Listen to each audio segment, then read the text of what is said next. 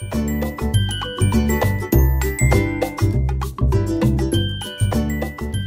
everyone, this is Jackie Williams. Welcome to another Global Video Hop. In this hop, we are focusing on Celebration and the mini catalog.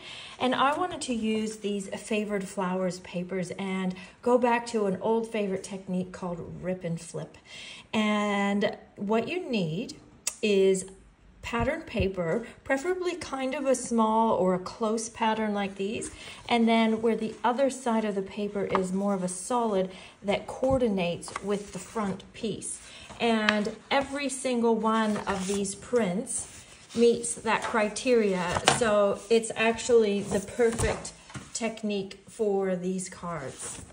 I'm also going to bring in the, ooh, that's a bit bright, the fine shimmer paper from the Fancy Flora, because these colors actually work quite well with the Favored Flowers papers too. So let's go over what you need. You need to have some card bases that match the papers that you are using. You will need to have some mats, and I'm choosing to just do them all white so that I could just cut them all the same. And these are 3 7/8 by 5 1/4, the mats. You also need to have the Designer Series paper cut into card front sizes. Now I've got 2 different sizes here, and I'll go over those sizes shortly. You could do them all the same or do half and half like I've done. And then what I like to do is pull out the ribbons and the gems that match the papers that I'm using. So I'm using the opaque adhesive back gems, the champagne rhinestones, and then just a variety of ribbons that match the colors. You'll also want to have some labels ready, and I've chosen to use from the mini catalog the Happy Labels stamp set. And here's a little tip for you to make that job easier, is I chose 3, or you could even do 4 or 5 or do several, and just mounted them up all at once on one block, and then I've just stamped them all out and then heat emboss them on various colored papers, or you could use white and just stamp in different colors. And then I've cut them out using various shapes from the Stylish Shapes. So you could do some square, some this sort of label shape, and some circles, so you have a nice variety of labels. Now, another just little tip I like to share with my customers is if you're stamping one label for a project, you might as well stamp 2 or 3, especially if you're using up a piece of scrap. Just go ahead and use up all the scrap, and then I just keep them all in a little container, and then they're just ready to go, and I can just pull them out and use them. So let's get started. I'm going to show you how to do the vertical design. So in this case, you need the 3 7/8 by 5 1/4 mat that I mentioned before. And then your Designer Series paper needs to be just more narrow than this, so 3 3/4 inches.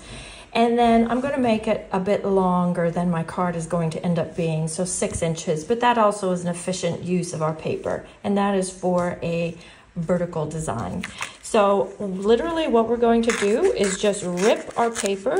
Now you always tear towards yourself when you want this piece in your left hand, assuming you're right-handed, to have the edge. But either way, whichever way you do it, it's not going to be wrong, so you can just experiment. And then you're literally just going to flip that over and marry those two together, and you've got that perfect coordination with the Favored Flowers papers.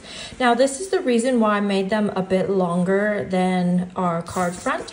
So that's 6 inches, and that would be about 6 inches. But you see, we've got a gap.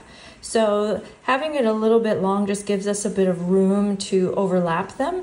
And then you can choose if you want more of the print showing or a little more of the solid showing. It just gives you some flexibility. Now I'm also going to just add another little element, and I'm going to work in that gold fine shimmer paper. Now we need our mat, and I find I want the piece, the one that I want on the underneath, so not the one that I'm going to have laying over the top, the bottom piece. I'm going to just go ahead and adhere that on. And then I'm going to adhere my fine shimmer paper onto the bottom of my flower piece. And then I'll go ahead and glue that onto my card front. And I'll just make sure I've got a nice even border on those 3 sides. And if I wanted a little more of this showing, I could just trim it off the top a little, but I'm just going to leave it for now. And then we need to select the card base that we think looks nicest with these colors. So we've got that. It actually changes up the look quite a bit depending on the card base that you choose. I think I'm gonna go for black because I do have a sample using that color, so we'll just do something a little bit different. Now before we put that on, I wanna put on some ribbon. I don't think the purple goes. We could go for that one. I'm thinking it's between the white and the petal pink. I think I'm gonna go for the white with this one. So how I prefer to do my ribbon is to cut a piece that's just a little bit longer than my card front. And I'm just going to tape that around the back on both ends. And then go ahead and put that on my card front. Now I'll take another separate piece of ribbon and just tie a bow wherever I want it to be. Now we need to choose our label, and let's see, sometimes it's nice just to see for color. That one's kind of nice, but I also like the black with that black background, so I think I'll go for the black, thank you. I'm just gonna put this down flat like this.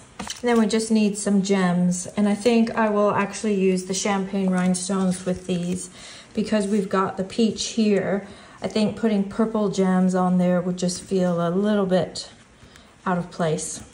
There we go, and there is a nice quick and easy version of this card. Now I've got some variations to show you. So this is actually virtually the same, just a different paper and then a different card base, a different color label, so you see how it can change. Now of course you can rip it in different places. You could do straight through the middle, you could put this solid piece at the top. Now here's the same card, but I have oriented it the horizontal way, and you can see this time I've used gold twine and a craft label, so that's quite a different look as well.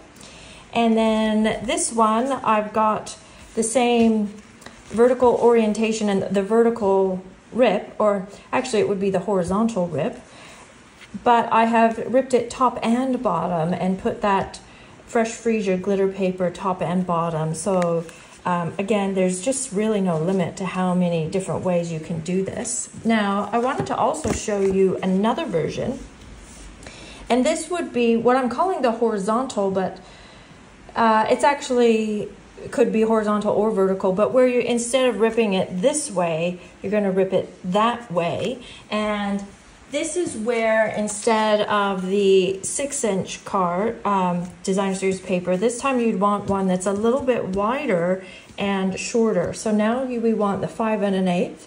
So this is exactly the right height, but just a little bit wider than we want it to be, because when we rip that, as I mentioned before, we want there to be a little bit of give in the width so that they can overlap just a little bit. So here's some examples using that. So I've oriented this the landscape way, and you can see we've got that horizontal rip. And I've used all the different prints in the pack. And so this one is a portrait version, but again, the rip is going the long way instead of the short way. And then another one where I've got 2 rips on it. So you've got that border top and bottom. So I hope that gives you lots of inspiration. It's a great way to use your designer series paper and really feature both sides of the print. And you can get 72 cards out of one pack of designer series paper.